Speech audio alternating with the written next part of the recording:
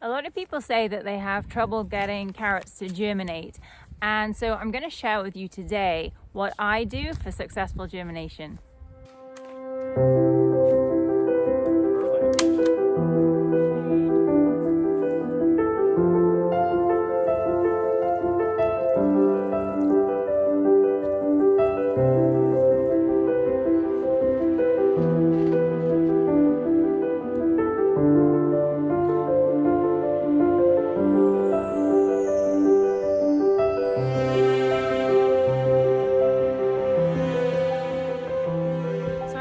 People say that they have trouble growing carrots, and really there's probably just one thing that's missing.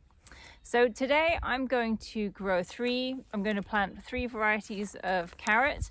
There is one sugar snack, there is a little finger baby carrot, and then these are your standard large carrots that you like to put in stews and casseroles over the winter. Carrots do like well draining soil, so it's best if you can plant them in some good loose soil that drains well. We have a heavy clay soil in ground here. If you've been following some of my other videos, you'll see what we're doing to amend that. However, for the meantime, I grow a lot of our root crops in raised beds. So the secret to getting a successful germination with carrot seeds is keeping them moist, and I'm going to show you exactly how I do that.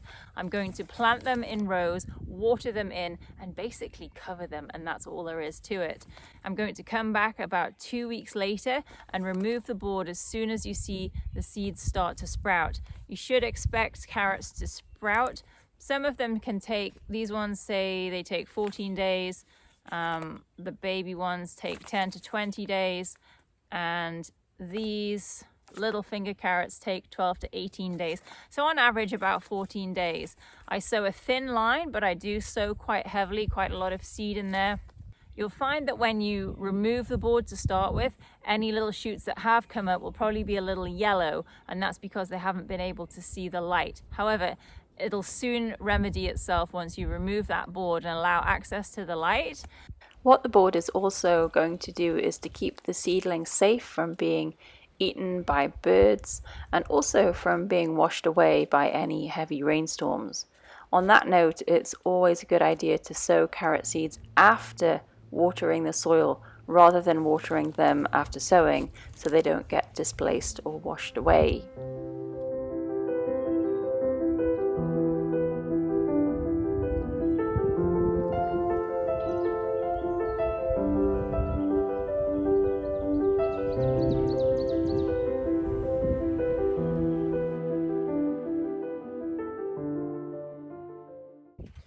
So we're going to have a look under the boards now.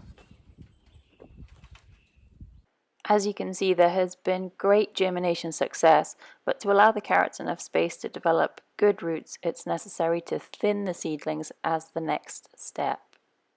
If you're like me, when it comes time to thin your carrot seedlings, then I like to try and transplant them. It's not always 100% successful, but these are my tips for the most successful way that I know how to transplant carrot seedlings. So transplanting carrots is always a bit of a challenging event. I find that the two things that help me the most are this little wooden dowel and a pencil. I use the pencil to very carefully uproot the young seedlings, and then the dowel to make quite a big hole so that I'm not disturbing that tender root as I put the seedling into the new hole. I do find that when you water the seedlings before transplanting, it minimizes the shock, and also water the area that they're going to be transplanted into. The other thing is that I like to try and do it when they're as young as possible, before they've got any auxiliary roots established. However, it's not to say that it can't be done. It's just I think that you need to really make sure that you have a big enough hole so that you don't disturb any of those sensitive hair roots once they start to develop.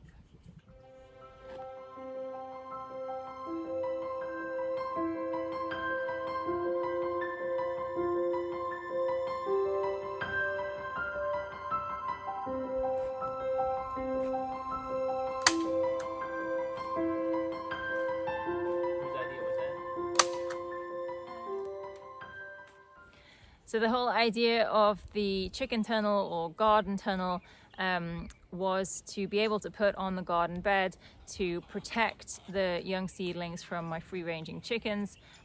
My chickens are pretty good at leaving plants alone once they become established, but they're definitely going to rake about and disturb any young transplants. They also seem to like to follow me around the garden to see what I'm doing, and it might be because I'm uprooting bugs and seeds and things that they like to eat. So this will keep the chickens off it until the seedlings get established, and then after that I'll be able to use this tunnel on some other things that I'm transplanting. So because our temperatures have actually really ramped up into the 90s, there's a good chance that the carrots may bolt. We had a long cold beginning of spring, and then suddenly the temperatures have ramped up, so we'll see what happens. I have covered the carrots because we're due some thunderstorms and some heavy rain, so I don't want the seedlings to get smashed up by heavy rainfall, and also they're so young and tender that they could still get dried out and scorched by the harsh sun. So I've got this garden cover on. It's breathable. It does let the rain come through, but it will sort of reduce the impact of any really heavy thunder showers. And then we'll see how they do in a week or so. If you're interested in the DIY tutorial for the step-by-step on how I put the garden tunnel together, I do have a DIY video that is in process and it will be out soon. So if you're not already, go ahead and subscribe to the channel, and then you will get a notification when it comes out. Other than that, I hope that you have learned a few tips and tricks to use on starting your own carrots, and thanks for watching, and I'll see you in the next one.